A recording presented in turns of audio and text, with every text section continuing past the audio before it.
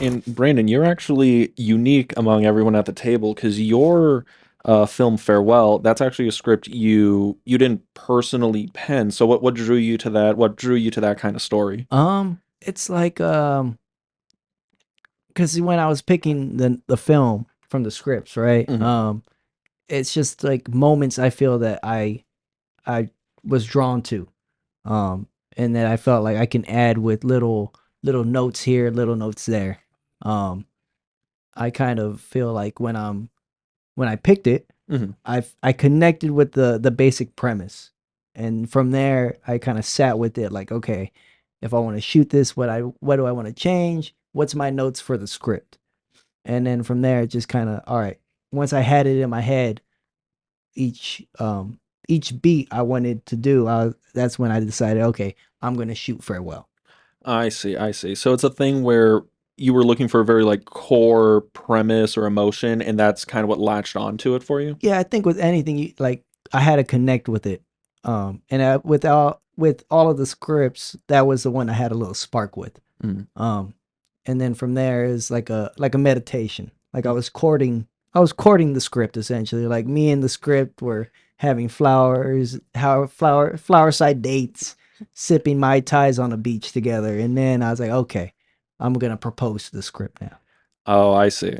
Yeah, So I had a similar experience when I was writing Ragdoll because Ragdoll took a long time to get to the state it was at yeah, because I it was my vomit draft script where it's just like every new story idea or thought or whatever I would just pour it into the script with no intention of ever filming it, and it just kind of eventually formed into like it eventually formed to having like a structure and a narrative and things like that. And I was like, okay, maybe this is actually something worth working on, but it's also probably why at the end of it, it feels very disjointed and has a lot of like weird elements in it that don't totally mesh because it started off as I Uh, just need to fill some pages with some ideas. How different is the first draft? Do you outline? I do now.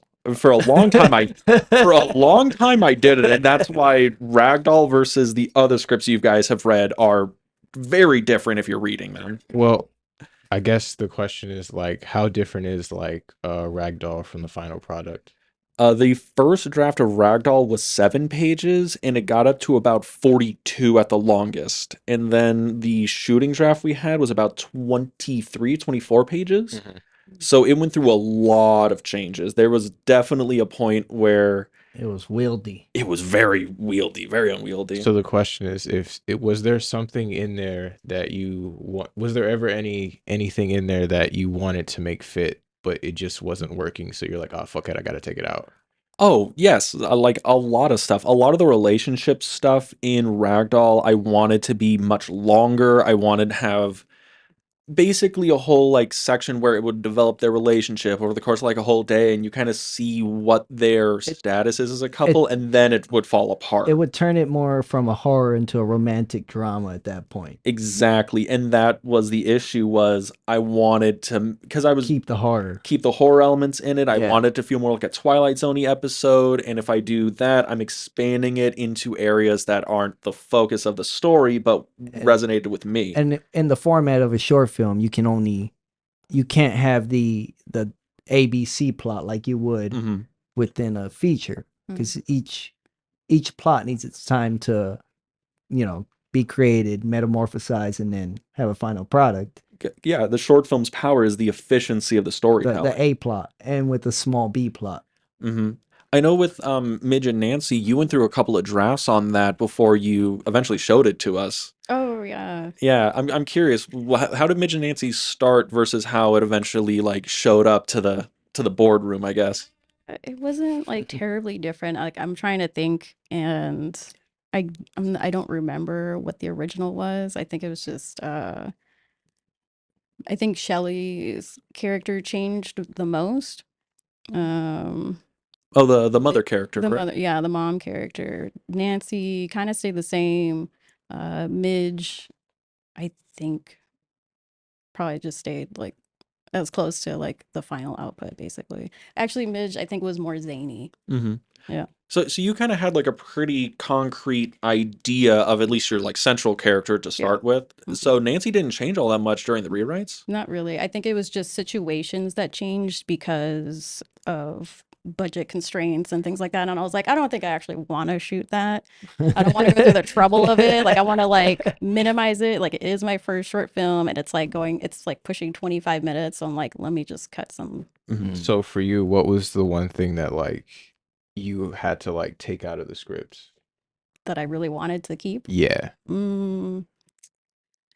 Some like specific shots, like camera work. There was like one part that I wanted where it was like, like we're cutting from Shelly panicking over the phone about like the whereabouts of her daughter, and then we're cutting to, it was going to be like this shot, like ketchup and mustard, hash browns like raining down, and like kind of laying out this like butcher paper, like they're setting up to have these like morning after breakfast munchies basically. I even wanted to like have them drive and like go through like a drive through and like come back, but I was like, not doing that. That the complications of independent filmmaking. Yes. Yeah, I know Dylan, because you filmed Last Goodbye and There's Evil Here same year. I believe it was only what 6 months apart from each other. Fuck no. No. We're looking at like Yeah, 6 maybe months. no 9. January and then July. I didn't film in July. Or was it late June? Was it? I It feel was like in the summer. Yeah. I feel Because like it was like 106 in it that was- in that yeah. warehouse. I thought it was more like August, September, to be honest. It might have been August. End of August.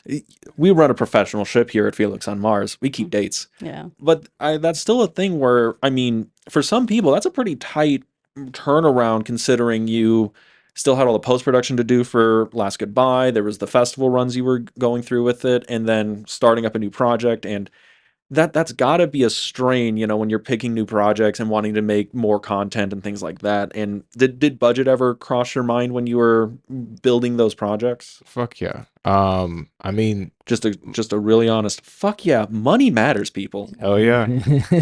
I mean, the biggest thing is like I said, like I wrote them like I don't know if you guys know this, but like when I say that like I wrote them like around the same time, they were probably like days apart. Like they were made with the intention of being made one after the other. And because I had that intention, it made it easier to be like to not really look anywhere else, even though I window shopped elsewhere for sure. There was a bigger project that I wanted to do, but budget made that one a little less plausible The because B word. yeah. So because like it made that one less plausible, like I was able to put There's Evil back in and like be able to like just continue with my plan. Because the original intention behind it was pretty much it had been a while since I directed. I pretty much took a year off just so I could like focus on fighting for a little bit.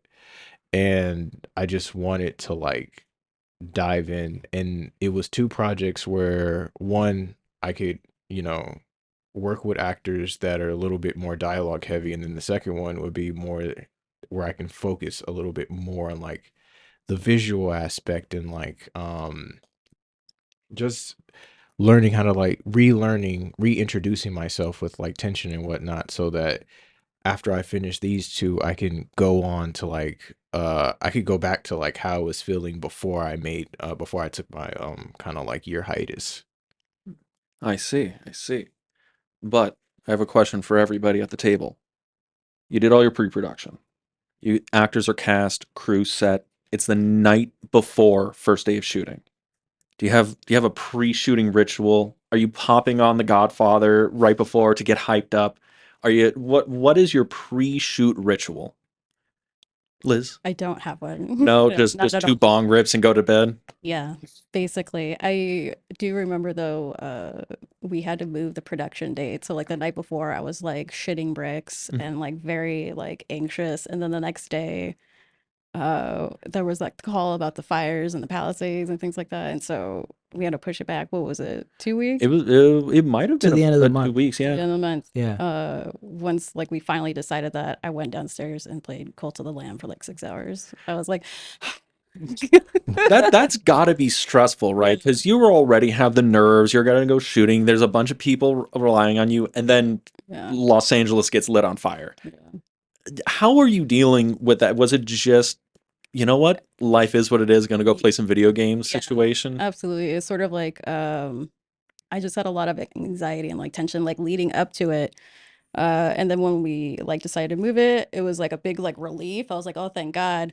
Like I don't have to worry about this yet. But it all worked out. It was definitely like safety first. Like I don't want anyone trying to risk anything or go out of their way to get down to my house and like film this thing for like not that much. And I'm like, this film is not that important. So Did you think like the fires and the moving of the dates that it helped put everything kind of in perspective and make things a little bit easier on the shoot? yeah, absolutely. I was definitely way more relaxed when we changed it. Like especially like going in, I was like, okay. As soon as like Alex showed up, I'm like, okay, I'm fine. Alex We're has that good. effect on It- people. Yeah.